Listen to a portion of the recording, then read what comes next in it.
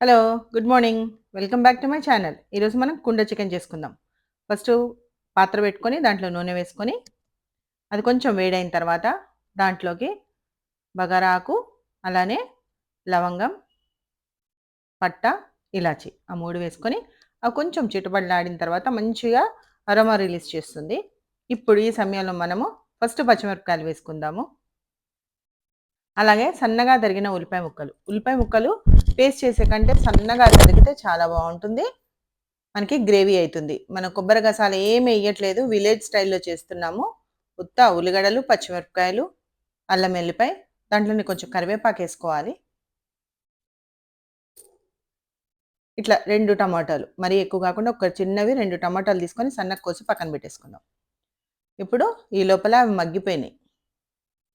ఉల్లిపాయలు మంచిగా మగ్గిపోయినాయి. ఇప్పుడు దాంట్లో అల్లం వెల్లుల్లి ముద్ద వేసుకొని పచ్చి వాసన పోయేంత వరకు ఫ్రై చేసుకుందాం. మంచి అరోమా వస్తుందండి.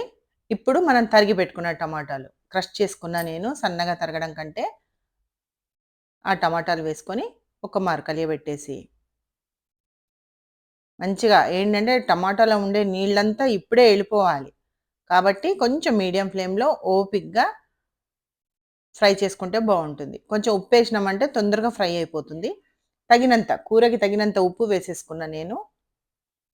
ఫ్రై చేసేసుకొని మనము ఒక మారు మూత పెట్టామంటే ఒక 2, 3 నిమిషాలలో మంచిగా మగ్గిపోతుంది. చూసారు కదా! నూనె పైకొచ్చింది. మొత్తం గుజ్జు గుజ్జు అయిపోయింది. ఉల్లిపాయలే గాని, టమాటాలే గాని. ఈ సమయంలో మనము పసుపు వేసుకుందాం. ఒక మారు కలియబెట్టేసుకొని పసుపు వేసుకున్నాక శుభ్రంగా నిమ్మకాయ పిండి కడిగిన చికెన్ పక్కన పెట్టేసుకోవాలి.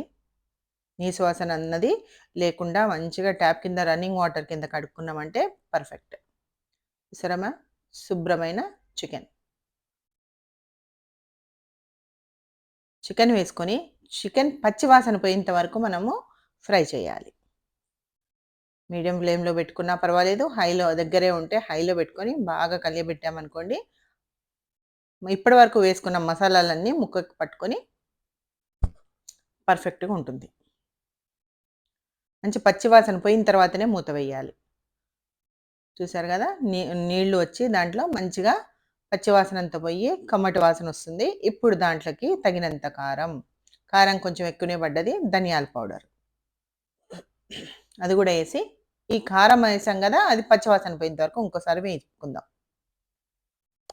ఇంతేనండి. దీంట్లో ఏ మసాలాలు గాని ఏమీ లేవు. లాస్ట్‌కి ఒక గరం మసాలా వేస్తానంతే.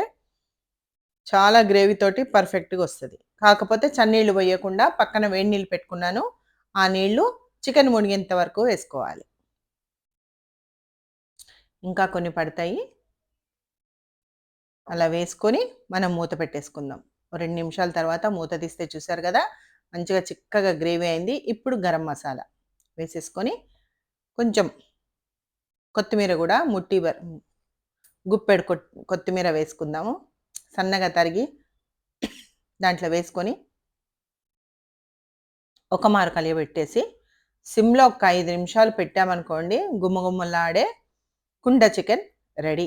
చపాతీలోకి గాని, అన్నంలోకి కానీ అదిరిపోయే చికెన్.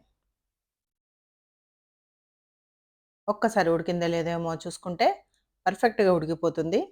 మరి ఒక 2 నిమిషాలు మూత పెట్టేసుకొని మూత తీసేద్దాం. నూనె పైకి తేలిందంటే పర్ఫెక్ట్‌గా ముక్క ఉడికిపోతేనే మంచిగా ఉడికితే నూనె పైకి తేలుతది.